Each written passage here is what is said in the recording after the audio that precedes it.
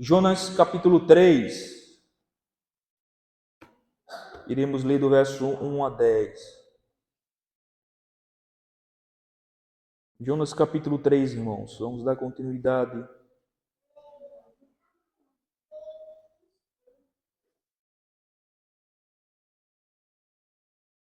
Verso 1 a 10, Jonas capítulo 3.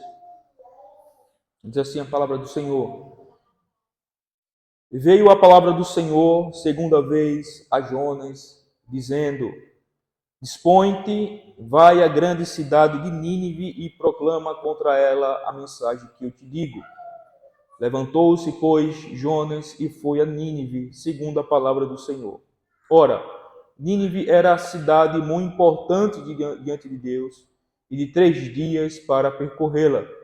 Começou Jonas a percorrer a cidade, caminho de 1 dia, e pregava e dizia: ainda 40 dias e Nínive será subvertida.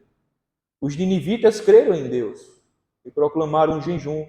Investiram-se de panos de saco, desde o maior até o menor. Chegou esta notícia ao rei de Nínive.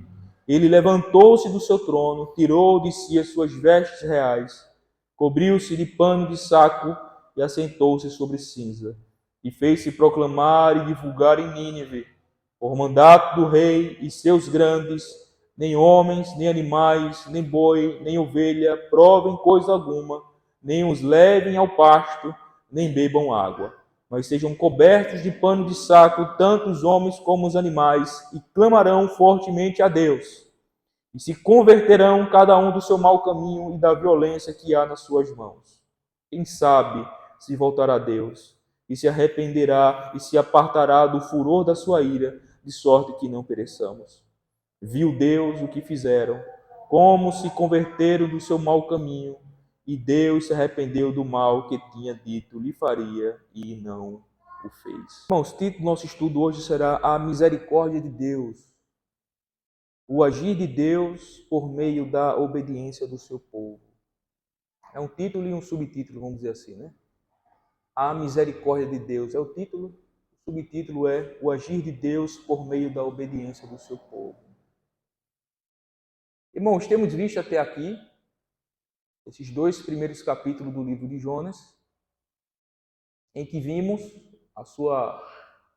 a missão dada por Deus, a sua desobediência, no capítulo 1, e as consequências da sua desobediência, que nós vimos o que ocorreu a Jonas e a todos aqueles que estavam ao seu redor. Ele foge da presença de Deus, indo para Tarsis, e aí começa uma grande novela, vamos dizer assim, né? Deus pesa a sua mão paternal sobre Jonas, promovendo uma grande tempestade no navio no qual ele estava. As pessoas que estavam ao seu redor também sofreram por conta da desobediência de Jonas.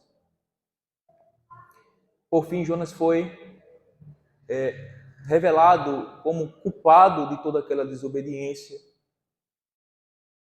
Os marinheiros lançam Jonas no mar, o mar se acalma para os marinheiros, mas continua a tempestade para Jonas. E aí vimos agora, no capítulo 2, semana passada, a agonia e a angústia e o sofrimento de Jonas no capítulo 2, onde ele vai narrar a sua experiência de afogamento, de onde ele ora ao Senhor, não é? Quando ele é engolido então pelo grande peixe, quando ele já está desfalecendo, morrendo, sem esperança, completamente desesperado no fundo daquele mar, tendo sua cabeça, né, enrolado por algas marinhas. As ondas quebram sobre ele se afoga, ele levanta, ele sobe, ele desce, aquela agonia.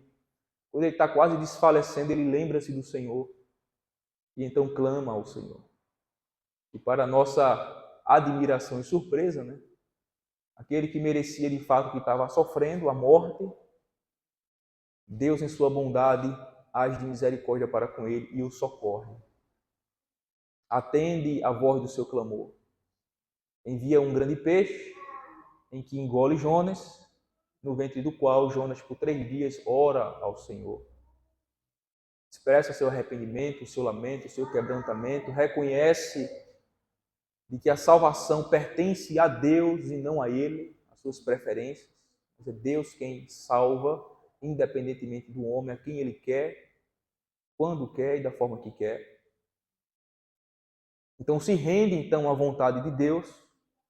E agora nós vamos ver aqui o capítulo 3, onde novamente Deus o vocaciona, o convoca a cumprir a missão que ele deu desde o começo. Jonas obedece e vamos ver também a partir do versículo 5 as consequências da sua obediência, o que resultou da obediência de Jonas para os ninivitas. E nós vamos ver que foi salvação, foi a misericórdia de Deus. É o que nós iremos ver então. A misericórdia de Deus, o agir de Deus por meio da obediência do seu povo. Irmãos, o melhor caminho sempre será a obediência. Esse sempre será o melhor caminho.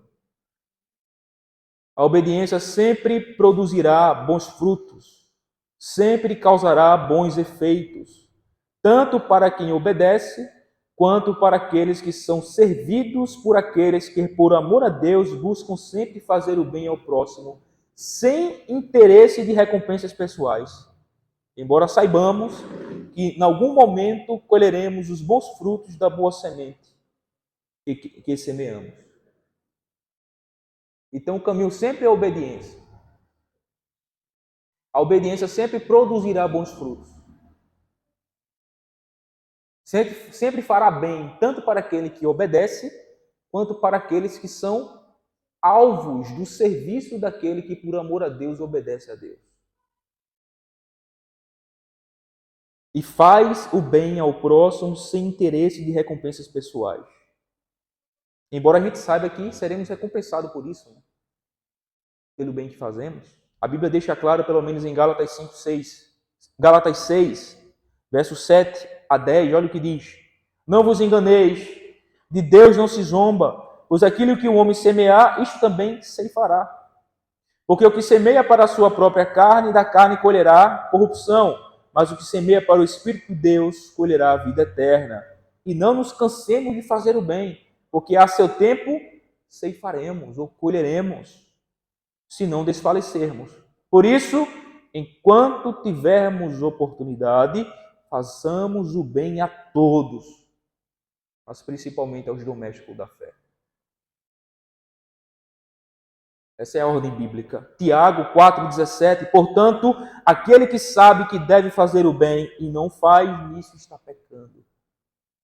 Então, o bem sempre, ou a obediência sempre é o melhor caminho. E embora devemos fazer sem interesse de recompensa pessoais, sabemos biblicamente que Deus há de recompensar aquele que, em obediência a Ele, busca sempre fazer o bem ao seu próximo. Por amor a Deus. Uma fé que atua por amor, como diz as Escrituras. É o que vemos acontecer aqui, irmãos, nessa passagem.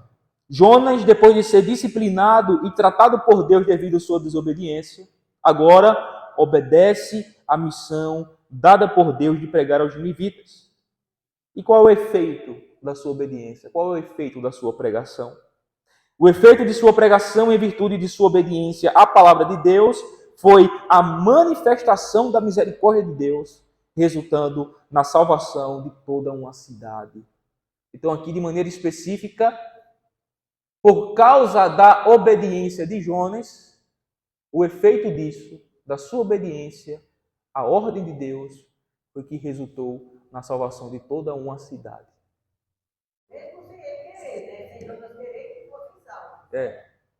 Mas pelo simples fato de obedecer a Deus. Deus disse, vai e prega.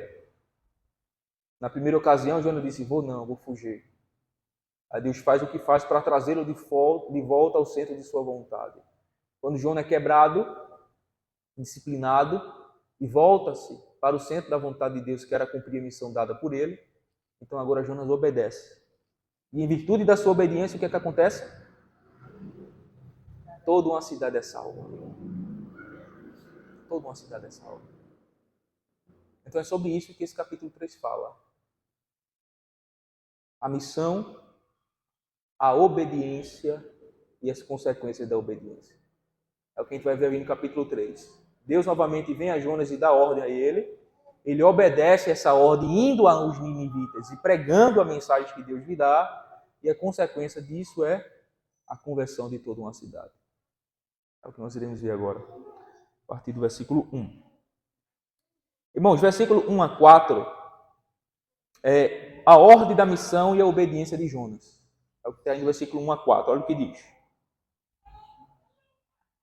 Veio a palavra do Senhor segunda vez a Jonas. Por que segunda vez? Porque já tinha vindo primeiramente, né? Primeira vez lá no capítulo 1. Dizendo o quê? Dispõe-te, isto é, levanta-te, coloca-se à disposição, põe-te sobre teus pés, vai à grande cidade de Nínive e proclama contra ela a mensagem que eu te digo. Nós vimos aqui logo no primeiro estudo desse livro qual era a mensagem, as características, né, da cidade dos ninivitas, quem eram os ninivitas. Nós vimos que eram homens perversos, uma cidade má, perversa. Tanto é que no versículo 8, o próprio rei, a ordem do rei diz assim: e se converterão cada um do seu mau caminho e da violência que há nas suas mãos. Era um povo violento, um povo atroz, mau, perverso, sem misericórdia, sem compaixão. Tanto é que eu falei aqui que quando alguma cidade era sitiada, né, ou rodeada pelos ninivitas, e eles viam que não tinha mais o que fazer, todo aquele povo preferia fazer um suicídio coletivo. Tamanha era a barbaridade e a perversidade dos ninivitas, do que cair na mão deles, porque eram homens perversos, faziam coisas terríveis contra os seus inimigos, né? Torturas e torturas inimagináveis, né? Causavam muita dor nos seus vencidos, vamos dizer assim. Então, quando eles cercavam uma cidade e aquela cidade via que não tinha mais nada o que fazer, eles optavam por um suicídio coletivo do que cair na mão dos ninivitas. O bicho era ruim, perversos, malignos.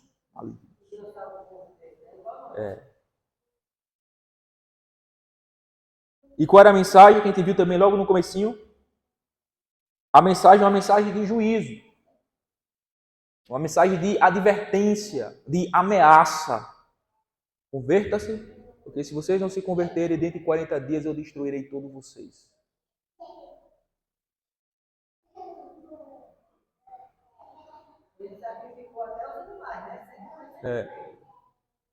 Versículo 3. Versículo 1 e 2, a ordem da missão. Versículo 3 e 4, a obediência de Jonas. Levantou-se, pois, Jonas e foi a Nínive, segundo a palavra do Senhor. Veja que interessante, irmãos, o contraste que é do capítulo 1, não é? Veja o capítulo 1, versículo 3. Jonas se dispôs, mas para fugir da presença do Senhor para Tarsis. Agora veja lá o nosso texto, né? Versículo 3. Levantou-se, pois, Jonas e foi a Nínive, segundo a palavra do Senhor. Ó, irmãos, Deus sabe o que faz, irmãos, para nos trazer para o centro da sua vontade. Deus sabe o que faz para que nós percebamos que não tem como fugir dele. Na primeira ocasião, Jonas foge. Na segunda ocasião, depois de passar por todo aquele perrengue debaixo da disciplina paternal de Deus, então ele se levanta para obedecer. Então veja, Deus sabe, como diz o ditado, né? Onde apertar, né? Qual calo machucar, para que possamos voltar para o centro da sua vontade. Para então, quando recebermos uma ordem, nos levantarmos e obedecer a Deus. Infelizmente, essa é uma realidade que muitos de nós cristãos passamos muitas vezes na nossa vida. Temos uma ordem divina expressa na sua palavra para obedecê-la, e nós acabamos por negligenciá-la, né? Por dar as costas, por fugir de cumprir aquela vontade de Deus revelada na sua palavra. Fazemos de tudo para ignorá-la, para fechar os olhos, para não percebê-la. Damos até de esquecido, né? Mas Deus sabe o que faz para trazer-nos novamente para o centro da sua vontade.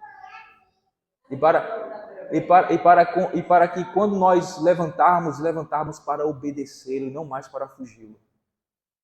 Mas infelizmente é isso, a gente muitas vezes tem que passar 3 dias e 3 noites no ventre de um peixe. Muitas vezes tem que passar pela experiência do afogamento. Quando é revelado de que em nós não há força nenhuma, de que somos completamente dependentes de Deus e necessitados da sua graça. Para que então Deus nos prove, ainda que Ele não precise provar nada, gente, mas para que Deus nos prove e nos mostre do quanto nós somos dependentes e necessitados dEle. E de que obedecer é sempre melhor do que não obedecer.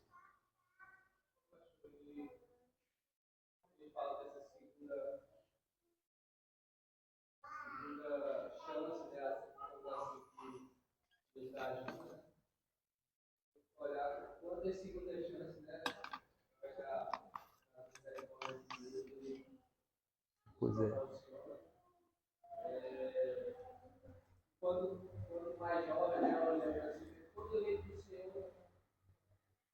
seu pai, inclusive, né, então, vai dar umas segundas chances, como o senhor falou, né, dá perdões que ele vai dar sobre ele, para chamar de volta, para trazer. Eu gosto muito do versículo do Salmista lá, 119, foi me bom de fato nesse caso. Exato. Para que eu pudesse observar. Sim. Deus está, né? Deus está nas angústias e aflições da vida. Deus está. Ele não está ausente. Não é algo aleatório ou alheio, mas proposital. Existe um propósito, um objetivo de Deus por trás de toda a aflição do seu povo. Então isso aqui é muito bonito, rapaz. Levantou-se, pois, Jonas, não mais para fugir. Mas por que não mais para fugir? Porque Deus já fez com ele o que era necessário fazer para que ele pudesse compreender a vontade de Deus, para que ele pudesse se render à vontade de Deus, para que ele pudesse se submeter à vontade de Deus.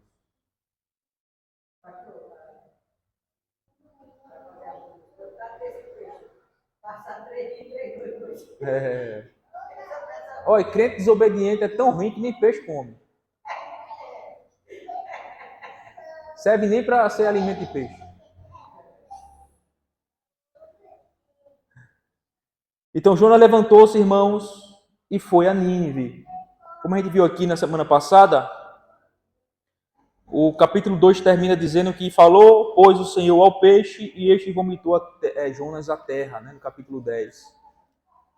Não diz especificamente onde foi que o peixe vomitou Jonas, mas é provavelmente, bem provável que ele vomitou em Jope, de onde ele saiu, de onde ele pegou o navio.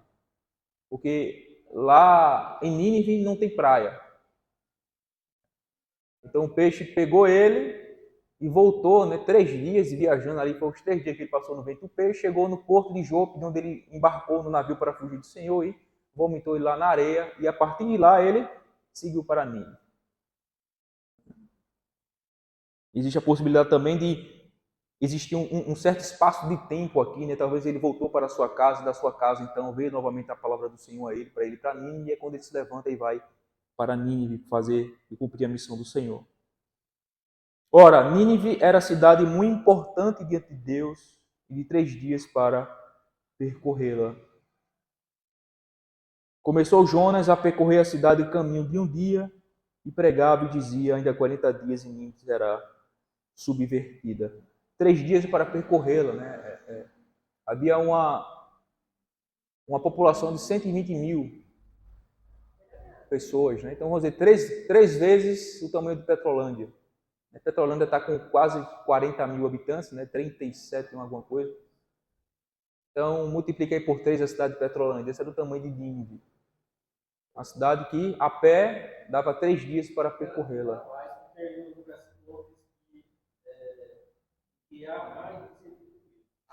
É mais, é uma estimativa ali, né? Fica entre 120 mil, 130, aquela É um número redondo, vamos dizer assim, né? 122.340 pessoas, aí 120 mil, né? Assim, arredondou. Mas essa era a estimativa da população de Nínive. Então, uma cidade que era 3 vezes maior que Petrolândia. Uma cidade que durava 3 dias a pé para percorrer toda ela. Né? Então, Jonas sai caminho de um dia e começa a pregar, a anunciar a mensagem do Senhor, a qual o Senhor lhe entregou, dizendo, aí está a mensagem, no versículo 4, ainda 40 dias e Nínive será subvertida. Uma mensagem de 5 palavras apenas, né, no hebraico. Uma mensagem simples, clara e objetiva. Uma mensagem de ameaça, de advertência. Converta-se ou então dentro de 40 dias vocês serão fulminados pelo Senhor. E aqui nós vemos a missão dada por Deus e a obediência de Jonas. Ele fez mais do que Deus pediu, né? Deus estava até um bicho de animais, né?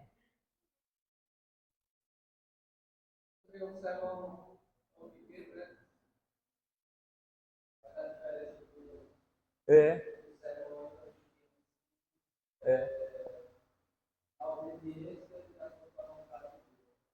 Exatamente. Hoje nós temos o costume de, em cada sermão, em cada pregação, né, pregar pelo menos aí no mínimo 30 minutos.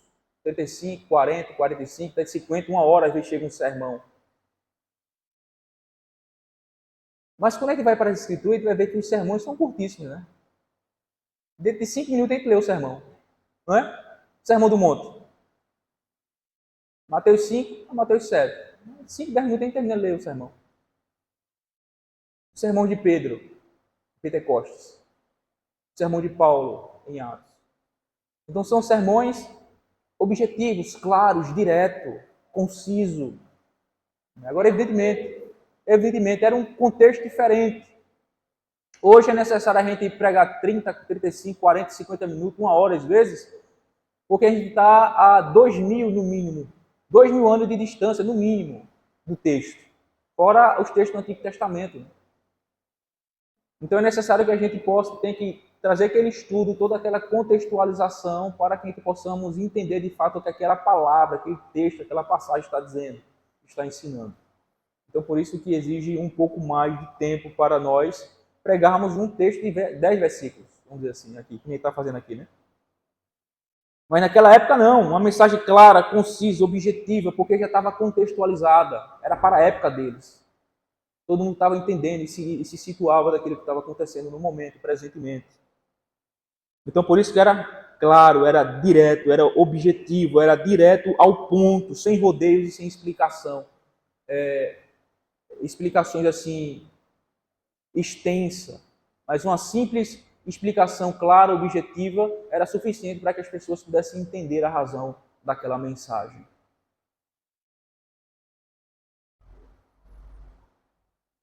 Então, a ordem da missão e a obediência de Jonas, versículo 1 a 4, irmãos, como nós vimos.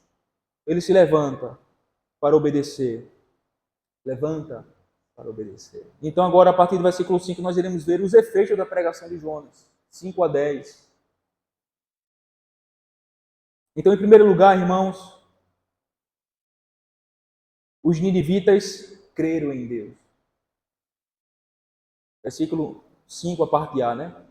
Os ninivitas creram em Deus.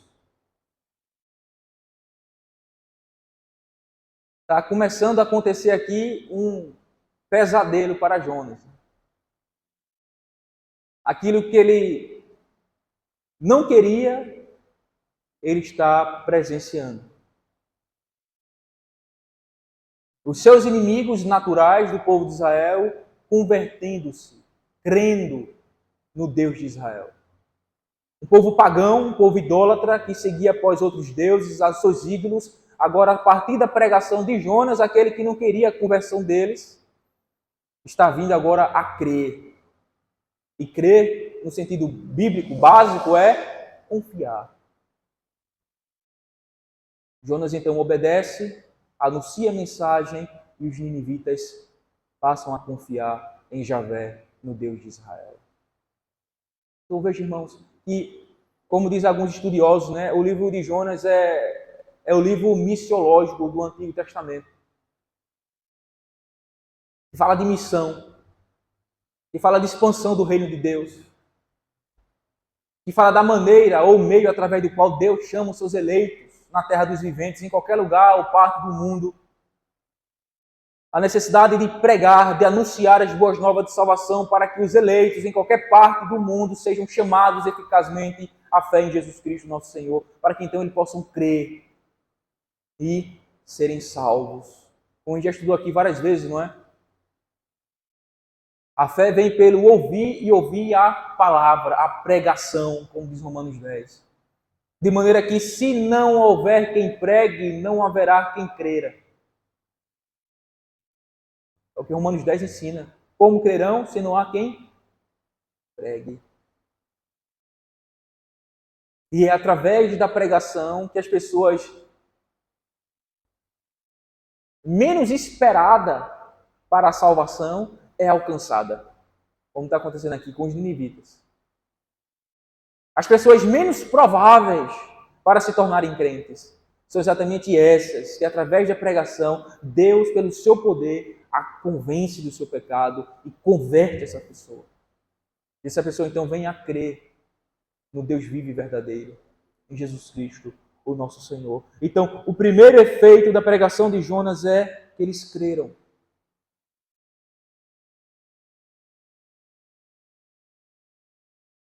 Veja, tudo isso está ancorado em quê? Na obediência de Jonas. Por mais que o coração de Jonas ainda não tivesse correto, vamos dizer assim, como nós iremos ver no capítulo 4, por mais que não tivesse, ou que não era a vontade do coração de Jonas, a conversão dos seus inimigos, mas pelo simples fato dele obedecer uma ordem de Deus, foi suficiente para Deus usá-lo, ou usar a sua mensagem, usar a sua pregação, para chamar os seus inimigos para a salvação. Carlinhos?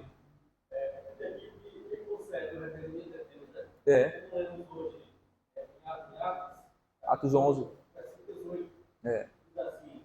No fim fez estas coisas, apaziguaram-se e glorificaram a Deus, dizendo: logo também os gentios foi por Deus concedido o arrependimento. Então, foi por Deus concedido o arrependimento. Deus concedendo aos gentios o arrependimento. Exatamente está acontecendo aqui em Jonas.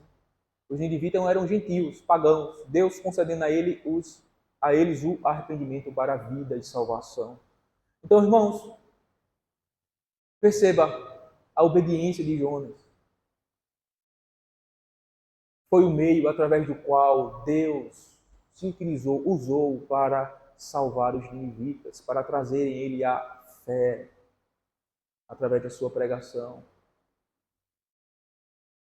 Por isso, irmão, nós precisamos continuar pregando nessa cidade, anunciando as boas novas de salvação a nossos familiares, aos nossos conhecidos, aos nossos vizinhos, aos nossos concidadãos petrolandenses,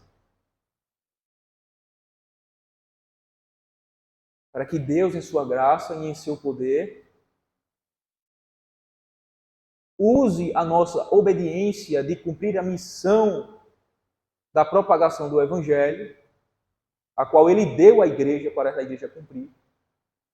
E então, chame os seus eleitos. Chame os seus eleitos à fé e à salvação. Esse foi o primeiro efeito, creram em Deus. Segundo, arrependeram-se. Versículo 5, parte B, até versículo 8, a parte A. E proclamaram um jejum. O arrependimento deles foi expresso pelo jejum, que é o jejum, um exercício espiritual, uma expressão de quebrantamento, de arrependimento, de contrição de espírito e de alma.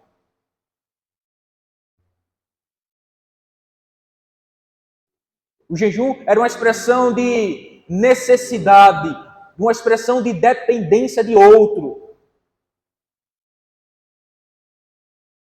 Então, através desse jejum que eles praticaram, eles estão expressando o seu arrependimento diante de Deus. Eles estão se quebrantando, expressando o seu quebrantamento, o seu arrependimento, o seu lamento pelas suas maldades. Manifestando e confirmando através do jejum a sua necessidade de Deus, da seu perdão, da sua misericórdia e da sua graça. E vestiram-se de panos de saco, desde o maior até o menor, desde o homem até as crianças, desde o idoso até as crianças, desde os ricos. A ideia também está aqui no texto, né? Maior ao menor. Desde os ricos e poderosos até as pessoas mais pobres daquela sociedade.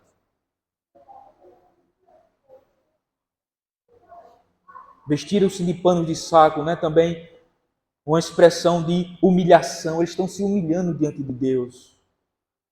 Agora veja que interessante.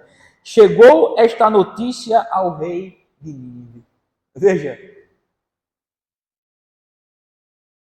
Aqui a gente está vendo a maneira como o reino de Deus avança na terra.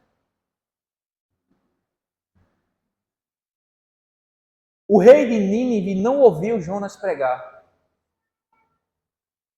Mas a mensagem que Jonas pregava, por meios de terceiro, chegou ao rei de Nínive. Irmãos, nós temos uma tendência natural de sempre querer algo novo. Mas pensem nisso. A palavra de Deus, o Evangelho, é uma mensagem que está sendo pregada há mais de 2000 anos. Sem alteração. É uma mensagem repetida. Não tem nada novo. A mensagem do Evangelho, né, que primeiramente, antes do Evangelho da Boa Notícia, vem uma mensagem de juízo. Uma mensagem em que é proclamada e que é mostrado ao homem pecador a sua condição diante de Deus. Através da exposição da lei. Porque pela lei vem o pleno conhecimento do pecado. Então, quando o homem é convencido do seu pecado, do seu estado deplorável diante de Deus, é que nós anunciamos a boa nova de salvação em Cristo Jesus, o Evangelho, a boa notícia. Que é que dá esperança ao pecador que está no estado que está diante de Deus de condenação, debaixo da sua ira, na maldição. Então este vê esperança e se volta para Deus arrependido e com fé. Mas veja, é uma mensagem em que chegou aos nossos ouvidos, trazido por terceiros, por quartos, por quintos, desde a época que ela foi anunciada primeiramente. E ela continua exatamente a mesma mensagem. O Evangelho continua exatamente a mesma mensagem. É uma mensagem repetida. Uma mensagem repetida. Uma mensagem simplesmente passada de geração em geração, como de pai para filho, de crente para crente, de igreja para igreja, que nos alcançou até hoje. Então, não é necessário nós inventarmos moda. Ao contrário, simplesmente anunciemos o Evangelho, que a Bíblia diz que é o poder de Deus para a salvação de todo aquele que crê. Sem rodeios, sem parafernálias, como diz o ditado, mas tão somente a velha mensagem da cruz. A velha mensagem da cruz. Sem filtros e adaptações, mas tão somente a velha mensagem da cruz é suficiente para salvar qualquer pecador na face da terra. Porque ela é o poder de Deus. Então chegou esta notícia ao rei de Nínive. Que notícia? Da mensagem de Jonas. E de como os seus concidadãos estavam se comportando ante a mensagem pregada por Jonas. Eles estavam arrependendo-se, expressando através do jejum, se humilhando diante do Deus de Jonas, diante da mensagem de Jonas. Então o rei também, ao ouvir, ele levantou-se do seu trono, tirou de si as vestes reais, cobriu-se de pano de saco e assentou-se sobre cinza. O rei então também se arrepende. aquele quando Deus chama a pessoa, né? É. Geralmente quem está no poder É. descreve, né? É. Deus dele é o que? Deus quebranta. O rei também se arrepende. O rei também se converte. O rei também se humilha diante do Senhor. Através do relato falado a ele por terceiros a respeito da mensagem de Jonas, o que está acontecendo na cidade através daquela pregação. As pessoas estão se vestindo de pano de saco, estão jejuando, estão se quebrantando e se humilhando diante do Senhor. Então também ele reconhece o seu pecado e a sua maldade e se volta para Deus arrependido e em humilhação. E o que é que ele faz? Versículo 7. E fez-se proclamar e divulgar em Nínive. O rei então baixa um decreto. Por mandado do rei e seus grandes, nem homens, nem animais, nem bois, nem ovelhas, provem coisa alguma, nem os levem ao pasto, nem bebam água, mas sejam cobertos de pano de saco, tanto homens como animais. Irmãos, estamos vendo aqui praticamente o primeiro avivamento da história da pregação. Ainda anseia tanto por isso, né? A gente vê uma cidade como Petrolândia aqui, desde a alta cúpula aí do governo até os bebum da calçada se convertendo ao Senhor. E olha que o fato é a misericórdia de Deus, mas não lá para ele a história assim, rapaz, que usou esse cara. O sermãozinho desse para todo mundo está sendo impactado. Mas porque não conhece Jonas, se conhecesse Jonas, né? Se tivesse visto um pouquinho do contexto dele, É para Deus mostrando, irmãos, que de fato a Ele pertence a salvação. Não depende do homem, de quem quer ou de quem corre, como diz Romanos, mas de quem Deus se compadece. A quem Deus quer manifestar a sua misericórdia. Então aqui, irmãos, nós estamos vendo aqui o primeiro avivamento da história da pregação. Fora do território de Israel, vamos dizer assim. Fora do território de Israel. Outra nação. Uma nação ímpia, pagã, perversa, inimiga de Israel por natureza. Deus, então, convertendo toda aquela nação, desde os reis até as pessoas comuns, nos becos e vielas daquela cidade. De novo, qual é a ênfase aqui? A obediência de Jonas. Isso são os efeitos da sua obediência. O efeito da pregação, dele simplesmente se colocar à disposição para cumprir a missão dada por Deus de ir pregar aos ninivitas. E Deus, através de tudo isso, está promovendo um grande avivamento naquela cidade. Um grande avivamento em que uma cidade por completa, em todas as suas esferas sociais, se humilhando debaixo da potente mão do Senhor. Mas não somente eles se arrependem, né? Expressado pelo jejum que eles proclamam, que eles fazem, da sua humilhação. Eles clamaram fortemente a Deus. Veja aí, dentro da ordem que o rei dá, né? Versículo 8, parte B. E clamarão fortemente a Deus. Eles se vestem de pano de saco, se humilham, se abstêm da alimentação comum, da comida e da bebida, como expressão do seu arrependimento, da sua humilhação diante de Deus, mas eles também clamam. Eles suplicam. Eles buscam a Deus. Imagina uma cidade inteira, irmãos, todo mundo vestido de pano de saco, caído no chão sob cinzas, com o rosto em pó, em lágrimas, clamando. Você vê lá velho, homem, mulher, criança, adolescente, todo mundo clamando, debaixo de uma fortíssima convicção do seu pecado e da sua maldade. Se voltando para Javé e clamando, tenha de misericórdia de nós, ó Javé. Imagina aí a gente ver isso aqui. Imagina a cidade de Petrolândia, gente pelo chão caído, pela areia, humilhado, com roupa rasgada. Como que com a mão na cabeça assim, vem na hora de a ira de Deus cair sobre eles, e eles, Senhor, tenha de misericórdia de nós, Senhor. Perdoa-nos, ó Senhor, porque grande é a nossa maldade, grande é o nosso pecado. Só Deus faz isso. Não apenas se arrependeram, não apenas creram, não apenas se arrependeram, não apenas clamaram, mas tudo isso configura uma conversão. Carlinhos.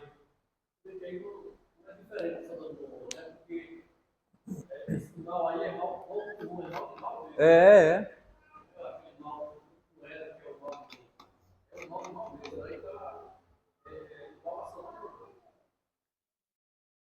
Exatamente.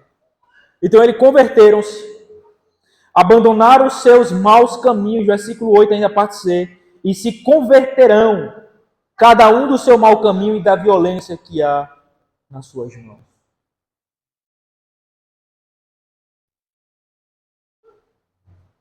Irmãos, a conversão é a resposta do homem ao poder de Deus em seu coração. Quem se converte é o homem e não Deus.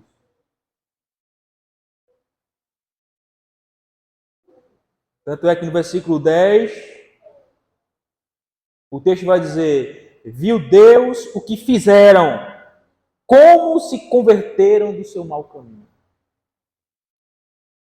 Então aqui a gente está diante da responsabilidade do homem, diante de um Deus misericordioso.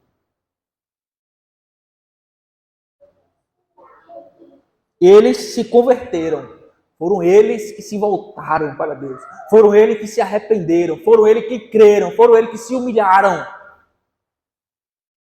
Foram eles que expressaram seu arrependimento através do jejum e da humilhação debaixo da potente mão do Senhor. Agora, evidentemente, toda essa reação do homem é uma resposta a uma ação prévia de Deus neles. Porque ninguém tem o poder ou a capacidade de se converter sem a ação poderosa do Espírito Santo no coração do homem. Quem se arrepende é o homem. Quem crê é o homem. Quem se converte é o homem. Mas não sem a ação prévia do poder de Deus em seu coração através do Espírito Santo, lhe convencendo, mudando o seu coração, que é a regeneração, não é? Que é primeiramente e unilateralmente produzida pelo próprio Deus soberanamente. E em resposta a isso, então o pecador se arrepende, o pecador crê, o pecador se converte dos seus maus caminhos, se humilha debaixo da potente mão do Senhor.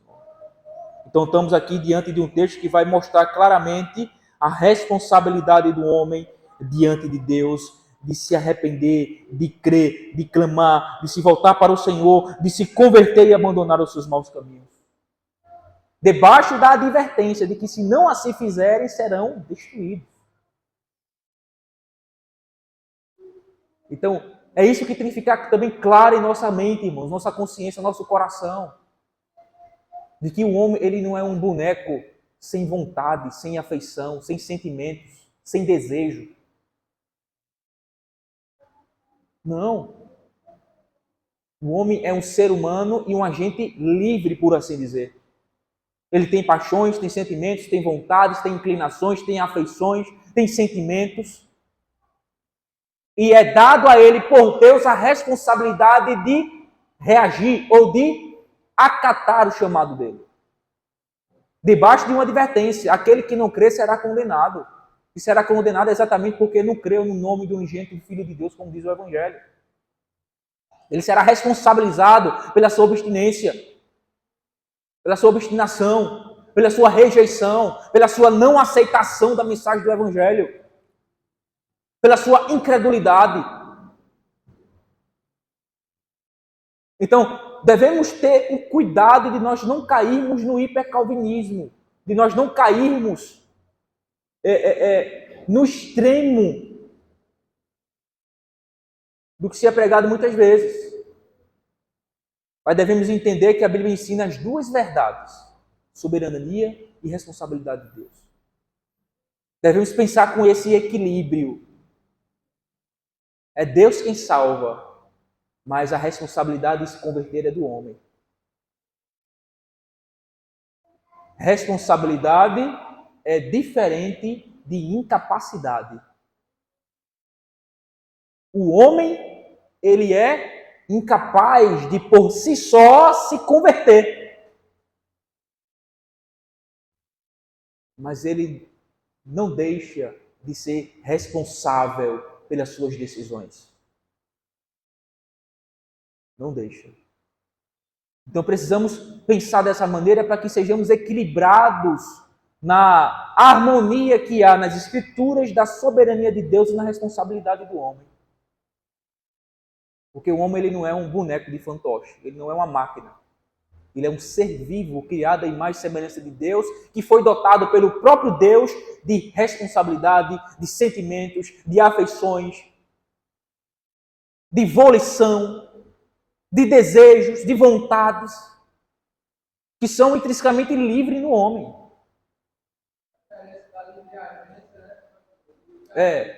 O homem não tem livre-arbítrio porque ele está escravizado à sua natureza corrompida.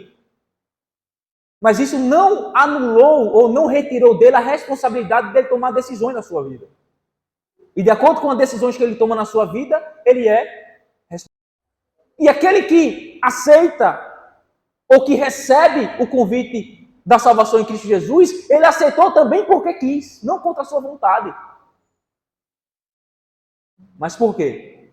Porque previamente Deus o deu vida, o regenerou de uma semente incorruptível através da palavra, o qual o capacitou a este pecador que antes estava morto, agora vivo em Cristo, tomar tal decisão de crer e de se arrepender. Então aqui é o equilíbrio. Aqui há o equilíbrio. É por isso que na Escritura existe a ordem expressa à igreja para que pregamos o Evangelho, chamando os pecadores a se arrependerem e a crerem no Evangelho. Ora, se as pessoas fossem meras máquinas ou robô, essa ordem não faria sentido, não é?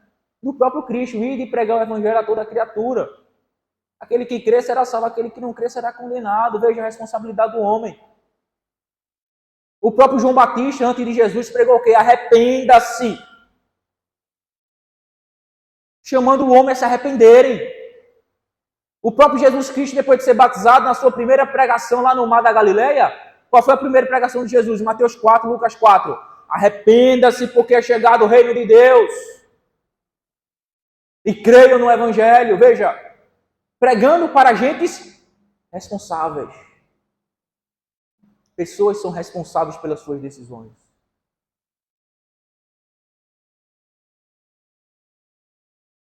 Agora é um fato que ninguém se converte, porque ninguém é capaz de se converter por si mesmo, pela sua própria força, sem que primeiramente haja uma ação de Deus nela.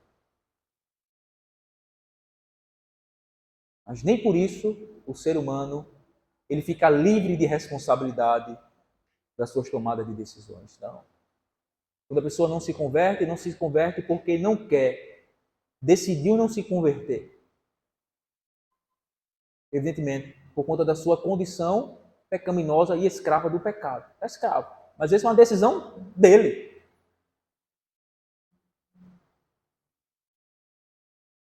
Mas quando ele se converte, também ele se converte porque ele quis se converter. Mas evidentemente, porque previamente o próprio Deus agiu nele. Porque ninguém se converte. Deus não pega ninguém pelo colarinho, né? Pela gravata. Você vem. Não, Deus não faz isso. Como disse Agostinho, ele nos laça com laços de amor. Ele nos atrai pela sua graça, pela sua bondade.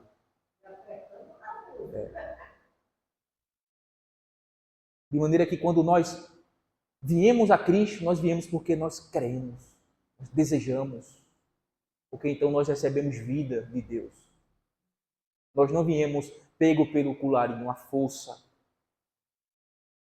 Isso é o que muitas vezes nós reformados, né, calvinistas, somos acusados muitas vezes por gente que não entende a doutrina a respeito do chamado eficaz, da graça irresistível. Não é que Deus pega o homem pelo curarinho a pulso, mas é porque o coração dele foi mudado, foi transformado, ele foi regenerado, ele recebeu vida. E quando isso acontece, então ele cai a ficha dele, ele enxerga seu pecado, ele se arrepende da sua maldade e ele crê em Jesus Cristo, pois ele é a única esperança de salvação. Se volta para Deus, ele se converte de seus maus caminhos. Então veja isso, é o que nós vemos acontecer aqui. Eles se converteram de cada um do seu mau caminho e da violência que há em suas mãos. Eles abandonaram as suas más práticas. Agora veja que interessante. O versículo 9 vai mostrar com que espírito eles fizeram isso. Com que espírito aqui eu quero dizer com que disposição de coração eles fizeram isso. E vai ficar claro que com muita humildade. Olha aí, versículo 9. A pergunta retórica do rei, não é? Quem sabe se voltará a Deus e se arrependerá e se apartará do furor da sua ira, de sorte que não pereçamos. E nessas palavras aqui parece que salta diante dos nossos olhos humildade. Quem sabe se voltará a Deus e se arrependerá e se apartará do furor da sua ira, de sorte que não pereçamos. Veja, aqui fica claro que ele está reconhecendo de que ele merece perecer. Ele está reconhecendo de que tanto ele, o rei, como todo aquele povo mau, perverso, merece serem objetos do furor da ira de Deus. Mas como é que ele está se voltando? Quem sabe Deus decida não mais despejar a sua ira sobre nós. Tomara que Deus não mais decida nos destruir em seu furor. Quem sabe Deus olhe para o que nós estamos fazendo aqui agora, nos humilhando, nos vestindo de pano de saco e sentando as cinzas, nos convertendo dos nossos maus caminhos, abandonando aquelas más práticas, nos arrependendo no pó e na cinza dos nossos pecados e crendo nele, crendo que ele é o único Deus vivo e verdadeiro, Javé, o Deus de Israel. Quem sabe Deus olhando para toda essa nossa disposição, ainda que nós reconheçamos que nós mereçamos a morte e a condenação e o furor da sua ira, quem sabe então Deus volte atrás. Deus se arrependa, Deus decida não mais exercer o seu juízo sobre nós, juízo esse que nós merecemos. Então veja que espírito de humildade, irmãos. Irmãos, um verdadeiro arrependimento, ele não reivindica perdão. Precisamos entender isso. Um verdadeiro arrependimento, uma verdadeira conversão, não reivindica perdão e salvação. Não reivindica. Por quê? Porque ele percebe a sua maldade e reconhece que ele merece a morte e a condenação. Então, quando ele se volta para Deus, ele se volta com esse espírito de humildade. Senhor, me arrependi, viu? Tenho o direito do perdão. Não. Senhor, eu sei quem eu sou. Eu sei o que fiz e por onde andei. Sei da minha maldade. Eu sei que eu mereço, Senhor, a morte e a condenação. Mas tenha piedade de mim. Tenha misericórdia de mim. Eu não tenho o direito de ser perdoado, mas se for do teu agrado, perdoe-me. Eu não tenho o direito de ser alvo de tua misericórdia, mas se for do teu agrado, ó Senhor, por favor, perdoe-me. Tenha de misericórdia de mim, pecador. Como o fariseu e o publicano lá, né? O fariseu praticamente está reivindicando, né? Direitos, supostos direitos que ele pensa ter. Lucas 18. Senhor, dou dízimo de tudo quanto tenho. Oro, jejuo 2 vezes por semana e eu te dou graça porque eu não sou como aquele bebo ali, ó. Ou como aquele publicano que para ele era gente imunda, né? O publicano sequer tinha coragem de levantar os olhos ao céu. Antes batia no peito e dizia: Senhor, tem compaixão de mim, pecador. Quem foi que desceu justificado? O publicano. Um verdadeiro arrependimento, uma verdadeira conversão é feito, ou é expressado, é manifestado um espírito de humildade e não de arrogância. Um verdadeiro arrependimento, uma verdadeira conversão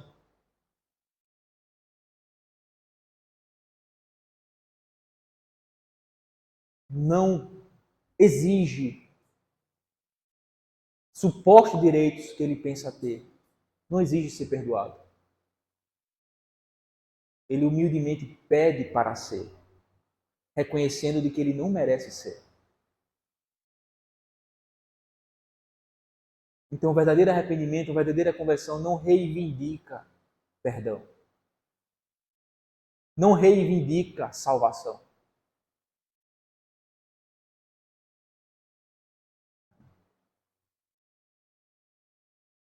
Ele pede humildemente, com o coração contrito e quebrantado, para que, se for do agrado e da vontade do Senhor, ainda que ele não mereça, Deus o perdoe. Deus tenha misericórdia dele. Deus expresse compaixão dele. E é exatamente o que nós vimos acontecer no versículo 9, através dessa pergunta, né? Quem sabe se voltará a Deus? E se arrependerá? E se apartará do furor da sua ira, de sorte que não pereçamos? Oh, quem sabe? Queira o Senhor decidir não mais nos destruir. Porque estamos profundamente arrependidos, quebrantados, conscientes da nossa maldade. Certo de que merecemos a condenação e a destruição. Mas queira Deus, por sua livre escolha e soberania, agir de bondade, de graça, de misericórdia para conosco. Espírito de humildade, irmãos. E então, versículo 10 nos ensina sobre a misericórdia de Deus diante do arrependimento dos ninivitas. Viu Deus o que fizeram, como se converteram do seu mau caminho. Olha aqui novamente. A responsabilidade deles. Deus olhou e viu. O quê? O que eles fizeram. O que foi que eles fizeram? Se arrependeram. Expressaram esse arrependimento, essa contrição de alma e de espírito, o seu quebrantamento através do jejum. Eles abriram mão das suas mais obras. Eles se voltaram em clamor a Deus, humilde diante do Senhor, reconhecendo o seu pecado e a sua miséria, e clamando por compaixão e misericórdia. Se converteram dos seus maus caminhos. Viu Deus o que fizeram, como se converteram dos seus maus caminhos.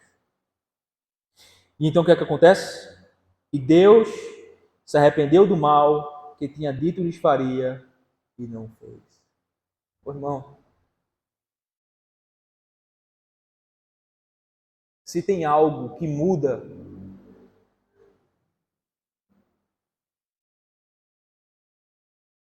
a decisão de Deus de exercer juízo sobre alguém, é quando este alguém se arrepende verdadeiramente. Evidentemente, Deus não foi pego de surpresa com o arrependimento dos ninivitas, porque evidentemente que tudo isso provém dele mesmo. Mas tudo que ele faz e fala, faz e fala com verdade e sinceridade, de maneira que se eles não se converteram dentro daquilo que é a sua responsabilidade, Deus de fato o puniria. Mas o arrependimento, irmãos, é algo que move Deus. É o que faz com que Deus volte atrás daquilo que ele intentava fazer por conta do nosso pecado. É quando nós, ou quando o pecador se arrepende. A ameaça sincera que Deus dá através da mensagem dada a Jonas, que era uma ameaça sincera, ele o faria de fato se os ninivitas não se convertessem, não se arrependessem. Mas à medida que eles se arrependem, Deus decide não mais tratá-lo com juízo. Se arrepender aqui não é que Deus errou, não é? É que simplesmente ele decidiu não fazer mais aquilo que ele faria, que ele ameaçou fazer.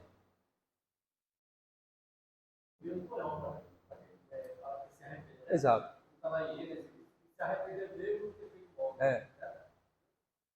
O arrependimento bíblico aqui a respeito de Deus, né, referente a Deus, não é arrependimento no que diz respeito a erro moral, né? Pecado, a falha, não é isso. Mas é simplesmente voltar atrás de uma decisão que ele intentou fazer. Decisão essa que é dependente ou condicional a como os seus objetos respondem. Então, o juízo de Deus aqui sobre os ninivitas e o juízo de Deus e a condenação de Deus sobre as pessoas de hoje em dia, ela é condicional. Condicional o quê? A maneira como as pessoas respondem à sua mensagem. Se as pessoas se arrependerem e se converterem verdadeiramente, a condenação que Deus ameaça na sua palavra para os ímpios não é cumprida na vida daquele que verdadeiramente se arrependeu, porque Deus agirá com este com misericórdia e com graça e com perdão e salvação. Então, nesse sentido, o juízo de Deus sobre os homens ela é condicional. Condicional à maneira como o homem responde a essa advertência ou a essa ameaça de que se eles não se converterem, certamente serão condenados. Então, quando o homem, então, responde a essa mensagem de advertência e de juízo, com arrependimento e conversão, então Deus não exerce mais o juízo que ele intentou fazer, o que ele ameaçou fazer sobre aqueles que não se converterem. Agindo para com este com misericórdia, com graça, com benevolência, com bondade, com salvação e com perdão, como ele fez aqui com os ninivitas.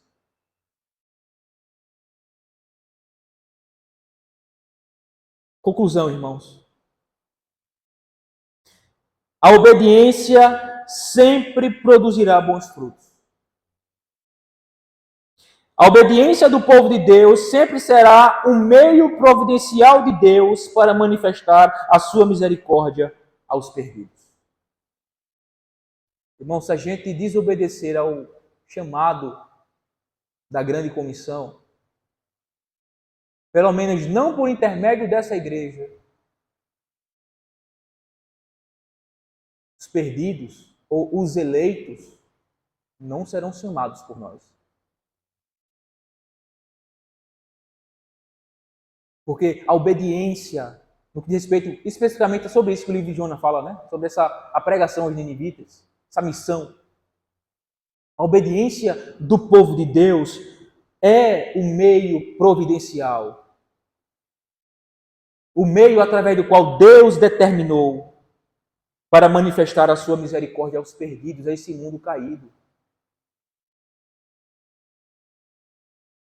Então, quando nós negamos ou desobedecemos a grande comissão de pregar o evangelho aos perdidos, é como se nós tivéssemos tirado de Deus o seu direito e a sua vontade, que é boa, perfeita e agradável, de manifestar misericórdia para com os homens pecadores. É como se tivéssemos tirado de Deus a oportunidade dele manifestar a sua misericórdia, a sua salvação aos perdidos aqui da nossa cidade. Como se nós estivéssemos colhendo esse direito dele. Esse prazer dele, essa alegria dele. De ver pecadores se convertendo nos nossos caminhos. E sendo salvos. Quando nós falhamos, quando nós desobedecemos. Então precisamos, irmãos, sermos obedientes na propagação do Evangelho. Neste lugar. onde Deus nos plantou, onde Deus nos colocou para tornar o seu nome conhecido, para anunciar o nome de Jesus Cristo às pessoas, para mostrar às pessoas, através da pregação, a salvação que há em Cristo Jesus, trazendo esperança para esse povo perdido, que não tem Deus e vive sem esperança e sem Deus no mundo, como diz a Escritura.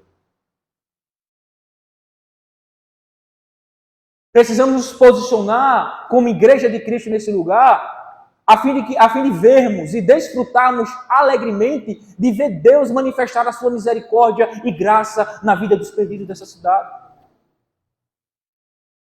Agora, isso só será feito quando nós obedecermos e então anunciarmos o Evangelho da salvação que é em Cristo Jesus. Enquanto nós nos mantemos calados, os possíveis eleitos dessa cidade aqui continuarão em seus pecados. A não ser que outras igrejas, outros irmãos nossos aqui da cidade, né, estejam pregando também por aí. E é fácil que estejam, é bom que estejam.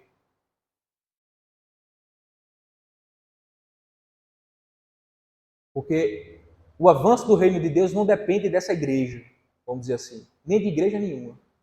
Mas é a vontade de Deus, é o meio providencial dele, para que então ele faça o seu reino avançar no mundo. É quando o seu povo se levanta como Jonas, se dispõe e vai pregar. E quando a igreja se levanta e vai pregar, então Deus age providencialmente, salvando pecadores, chamando os eleitos eficazmente, abrindo a mente e os corações dos pecadores para compreender a mensagem, para entender o Evangelho, capacitando-os a se arrependerem, a crerem e a se converterem dos seus maus caminhos, atraindo-os pelo seu amor e pela sua graça. Mas enquanto, irmãos, nós nos fecharmos aqui nessas quatro paredes, o reino de Deus continuará avançando, mas não teremos o privilégio de sermos usados por Deus como instrumento para isso. Nem teremos a alegria de ver Deus nos usar como seu instrumento para salvar pecadores. Nos sentiremos inúteis. É ruim se sentir inútil. Você já se sentir inútil já? Eu já me senti inútil. De vez em quando eu tenho esse sentimento. E é ruim, irmãos, não é? É como se a gente perdesse o propósito da vida, o objetivo da vida, o sentido da vida. Como os estudiosos costumam falar a respeito exatamente desse assunto, uma igreja que não evangeliza, ela tende a morrer.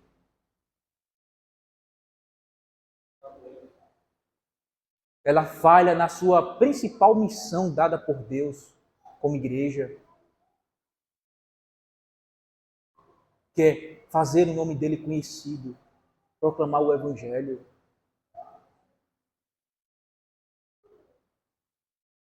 Por que uma igreja que não evangeliza tende a morrer?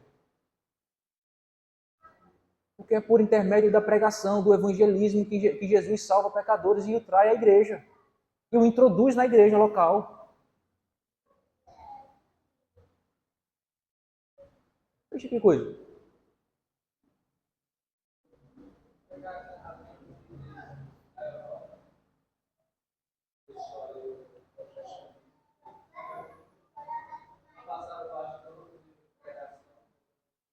Muitas igrejas da Europa morreram, né? Está morta. Tem lá aqueles monumentos bonitos, aquelas igrejas bonitas, medieval, gótica.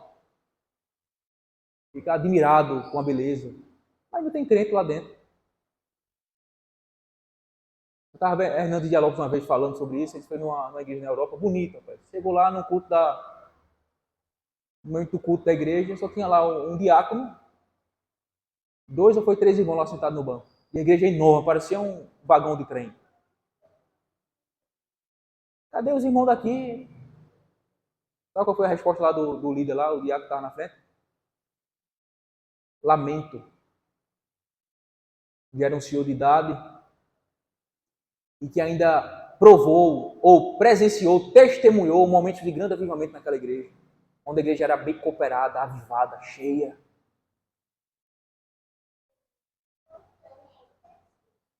E a linguagem que ele usou foi essa.